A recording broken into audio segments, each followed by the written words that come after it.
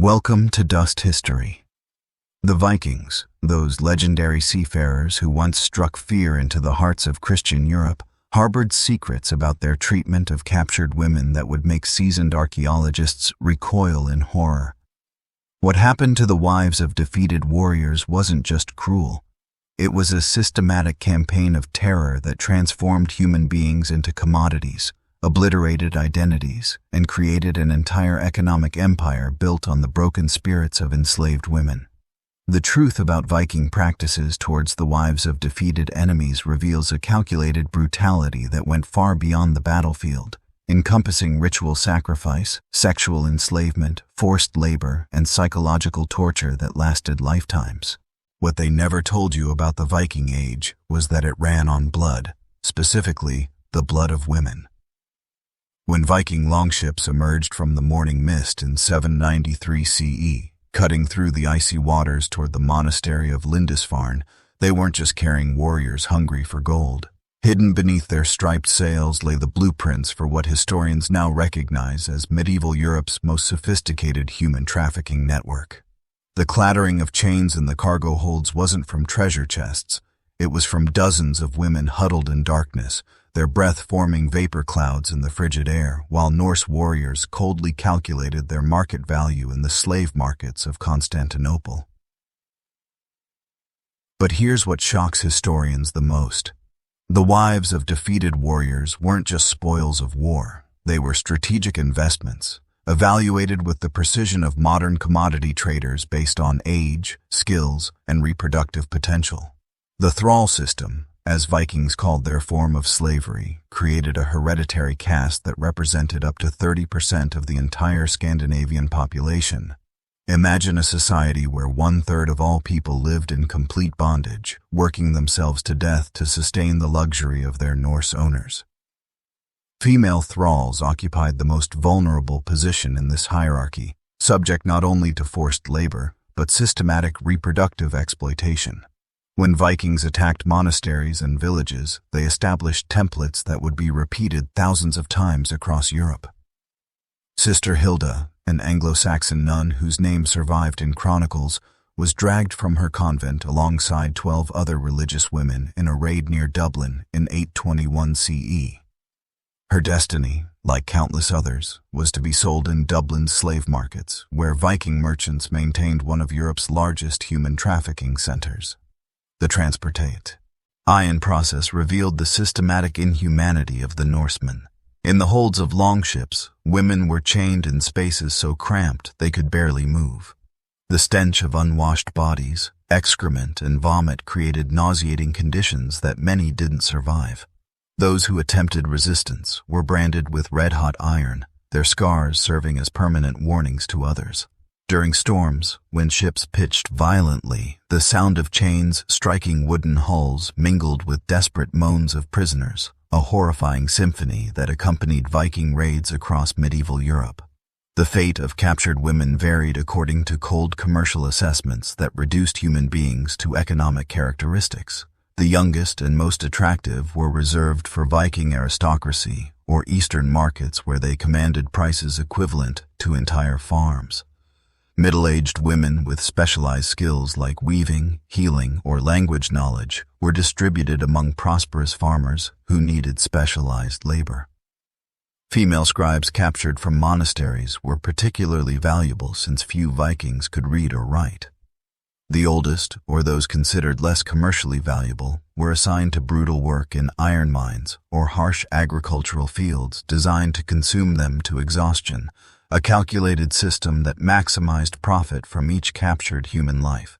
Deep in the forests of 10th century Russia, a scene unfolded that would haunt the pages of history forever. The Arab chronicler Ibn Fadlan witnessed something that left him trembling, a Viking funeral that revealed the true darkness of Norse culture toward women. As a chieftain of the Rus lay dead, a young slave woman was voluntarily selected to accompany her master in death. But what Ibn Fadlan witnessed wasn't voluntary at all. It was a choreographed horror show designed to extract maximum terror from a systematic execution. For 3 days, the chosen woman was treated like a queen, dressed in silks, fed delicacies, and pampered beyond imagination. This wasn't kindness. It was psychological manipulation designed to break her spirit and prepare her for ritual murder. The Vikings understood that hope could be more cruel than despair, giving their victim a taste of luxury before ripping it away in the most brutal fashion possible. The execution itself was orchestrated by a figure Ibn Fadlan called the Angel of Death, an elderly woman who led the ritual with terrifying efficiency. This wasn't some crazed barbarian act. It was a professional operation conducted by someone who had clearly done this many times before. The Angel of Death literally controlled every aspect of the sacrifice, directing the roles of men who participated, while she alone shed blood in completion of the ritual. After forcing the girl to drink alcohol until she lost consciousness, she was brutally murdered, while Viking warriors beat shields to muffle her screams. 6 men first violated her sexually, then 2 held her feet while 2 others grasped her hands.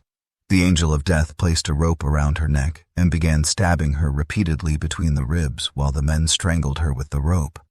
Her body was then burned alongside her master in what the Norsemen considered the supreme honor. But the psychological horror ran deeper. The victim had daughters of the Angel of Death assigned as her servants, watching over her and washing her feet during those 3 days. These women became servants to the slave girl, illustrating her enhanced but temporary social status as a sacrificial victim. The ritual created a perverted hierarchy where the condemned woman briefly gained privileges before being consumed by the very system that elevated her. Archaeological evidence from sites like Gamla Uppsala in Sweden confirms that human sacrifice was institutionalized in Viking society. Adam of Bremen described sacrificial festivals held every 9 years where 9 victims of every kind of male creature were offered, with bodies hanging in a sacred grove adjacent to the temple. But what's most chilling is that women were specifically targeted for these sacrifices, particularly those connected to defeated enemies or recently conquered territories. The Oseberg ship burial provides haunting evidence of companion sacrifice. 2 women were buried together in this magnificent vessel, one around 80 years old who died naturally from cancer, and another around 50 whose scattered bones suggest violent death. While archaeologists debate whether one was sacrificed to accompany the other, the burial goods and circumstances suggest both were of high status, possibly priestesses or vulvas who served Norse religious functions. In the shadows of Dublin's harbors, a different kind of marketplace thrived, one that traded in human souls. Dublin, that modern Irish capital, was founded by Viking raiders around 841 CE, specifically to serve as Europe's largest slave market. The strategic location made it perfect for processing human cargo captured from raids across the British Isles. Irish annals record great booty of women taken in raids, while other accounts describe 3,000 people captured in single attacks during the 10th century. The scale of this operation was staggering. Viking merchants didn't just sell locally, they operated international trafficking networks that stretched from the Atlantic to the Indian Ocean. Women captured in Ireland might end up in the harems of Cordoba, while English noblewomen could find themselves in Constantinople's slave markets. The Vikings had turned human trafficking into a precise economic science with established trade routes, standard pricing, and quality control measures that would be familiar to modern commodity traders. The Dublin slave market operated with ruthless efficiency. Captive women were held in compounds near the harbor, while Viking merchants negotiated prices with buyers from across Europe and beyond. Arab geographer Ibn Hawqal described a Viking slave trade in 977 CE that extended across the Mediterranean from Spain to Egypt. The most valuable merchandise was young women from noble families. Their education, refinement, and bloodlines commanded premium prices in Eastern markets where they became concubines to wealthy merchants or government officials. But the psychological torture began long before sale. Women were deliberately separated from their children and families, creating trauma that ensured compliance through despair. The Vikings understood that broken spirits were more valuable than rebellious ones. Archaeological evidence from H. Edeby, Denmark's principal trading town, includes iron neck rings and shackles designed specifically for restraining female captives. These weren't crude devices. They were precisely engineered tools that allowed for extended transport while minimizing the risk of escape. The eastern trade routes revealed the true international scope of Viking human trafficking. Slaves and furs were transported via the Volga River to Byzantine and Muslim merchants in exchange for Arabic silver dirhams and silk. Archaeological finds of these luxury goods in Birka, Wallin, and Dublin prove the profitability of this horrific trade. Initially, this route passed through the Khazar Khaganate, but by the early 10th century it went via Volga, Bulgaria to Khwarezm, reaching Samanid slave markets in Central Asia before continuing to the Abbasid Caliphate. Price variations reflected cold market calculations. Young women in Cordoba or Constantinople fetched premium prices as potential concubines. Strong males were sold cheaply to Bulgarian traders, who resold them at higher prices further south for agricultural work or galley rowing. The Vikings learned to maximize profits by transporting slaves long distances to reach wealthier buyers, a practice that guaranteed maximum suffering while ensuring maximum returns on their human investments. Hidden behind the romantic sagas lay a reproductive nightmare that created generations of trauma. The wives of defeated warriors didn't just face slavery, they confronted systematic sexual exploitation designed to maximize their reproductive value while obliterating their identities. Viking society operated what modern scholars recognize as breeding programs that treated captured women like livestock, valued primarily for their ability to produce children who would expand the Norse population while remaining permanently enslaved. Astrid of Northumbria, an Anglo-Saxon noblewoman captured during an 845 CE raid, exemplifies the fate of upper-class women. Forced to become concubine to a Norwegian jarl, she bore 3 children who were technically free but whose mother remained property. This practice created fragmented families where children grew up watching their mothers treated like breeding cattle, generating psychological trauma that perpetuated across generations. The Vikings operated within a polygynous society that created severe competition for women. Some scholars believe this shortage of available brides drove the raids and exploration voyages for which Vikings are famous. Genetic studies reveal that a majority of Icelandic women descended from Scottish and Irish ancestors, who were likely raid captives. This wasn't romance. It was systematic demographic warfare that used captured women to populate new territories while destroying the ethnic identities of conquered peoples. The textile industry depended massively on female forced labor, creating an economy based on systematic exploitation of artisanal skills. Irish and English women, renowned for advanced weaving and embroidery techniques, were specifically targeted for capture. The Vikings needed enormous quantities of woolen sails for their fleets. Each sail required up to 5 years of work by a single person. This created demand for skilled female slaves who could be worked to death producing the materials that powered Viking expansion. Archaeological evidence from Swedish sites like Sonda reveals what may have been Viking plantations with slaves as the primary labor force. A great hall surrounded by small houses suggests a plantation-like economy where female slaves produced textiles under brutal conditions. The implications are clear. This was slave-driven production designed to support Viking maritime supremacy through the systematic exploitation of captured women's skills. Recent DNA analysis of Viking burial sites reveals disturbing patterns.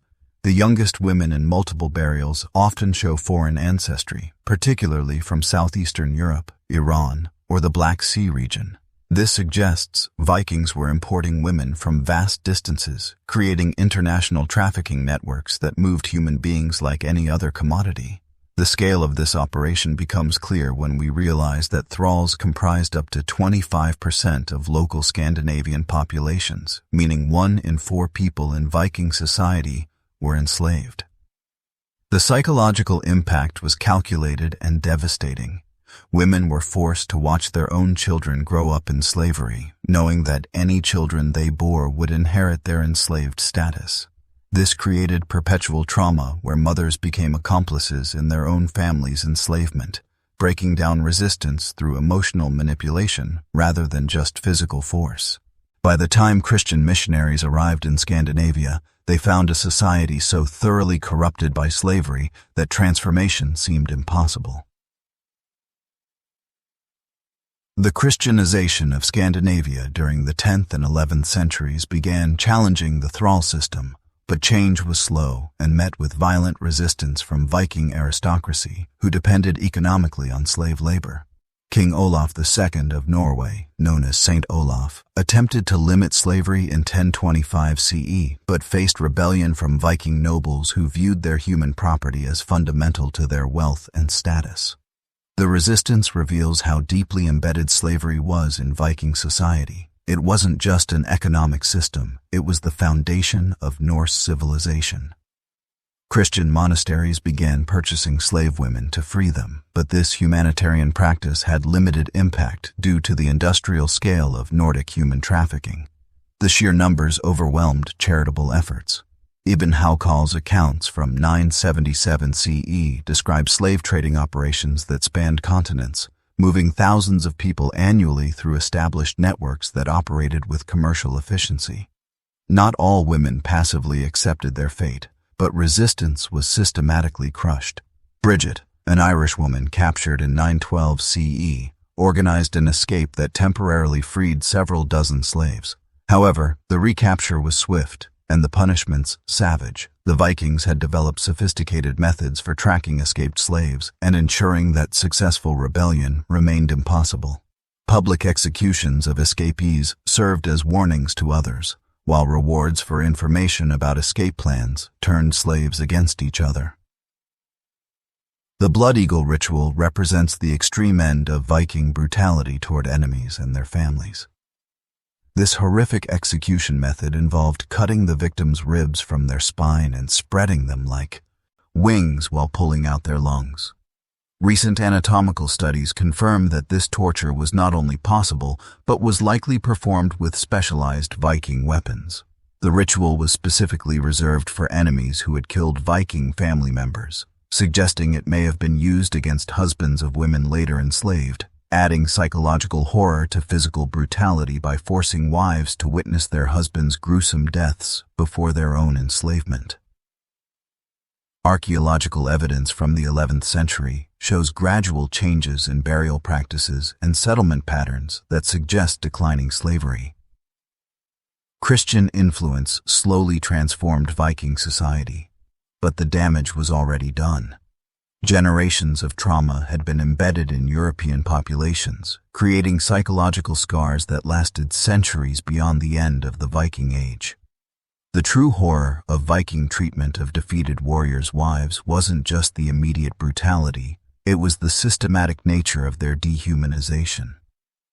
These women weren't victims of random violence. They were processed through an organized system designed to extract maximum value from their suffering while destroying their identities, families, and cultures. The Vikings had industrialized human misery, creating an economic empire that ran on the broken spirits of enslaved women whose stories were deliberately erased from historical memory. The dark truth about what Vikings did to the wives of defeated warriors reveals a civilization built on systematic terror that modern scholarship has only recently begun to acknowledge. This wasn't the romanticized world of brave explorers and noble warriors that popular culture presents. It was an economic system that reduced human beings to commodities and treated women's suffering as a natural resource to be harvested and traded across continents. The archaeological evidence, from iron slave collars found in Ireland to the plantation-like settlements discovered in Sweden, paints a picture of industrial-scale human trafficking that spanned from the Atlantic to the Indian Ocean. The psychological sophistication of their methods, from the 3-day ritual preparation of sacrifice victims to the systematic separation of families, reveals a culture that understood how to break human spirits with calculated precision. Perhaps most disturbing is how this system shaped medieval European society in ways that extended far beyond the Viking Age itself. The genetic legacy visible in modern Iceland, where over half the female lineage traces to British Isles captives, represents just one measurable impact of this systematic sexual slavery. The economic networks established by Viking slave traders became templates for later European colonial expansion, while the trauma inflicted on captured populations created generational cycles of violence that echoed across centuries. The wives of defeated Vikings faced something worse than death. They faced the complete obliteration of their identities, families, and cultures through a system designed to extract maximum suffering while ensuring maximum profit. Their stories, buried beneath romantic myths and deliberately excluded from historical narratives, represent one of medieval Europe's greatest crimes against humanity. Only by confrontance, this dark truth, can we understand how human trafficking became so deeply embedded in European civilization and why its effects continue to shape our world today. The Vikings didn't just raid for gold and silver, they built an empire on human misery, and the wives of their defeated enemies paid the ultimate price for their civilization's success. Their forgotten suffering demands remembrance, not just as historical curiosity, but as a warning about how quickly civilized societies can transform human beings into commodities when economic incentives align with cultural brutality.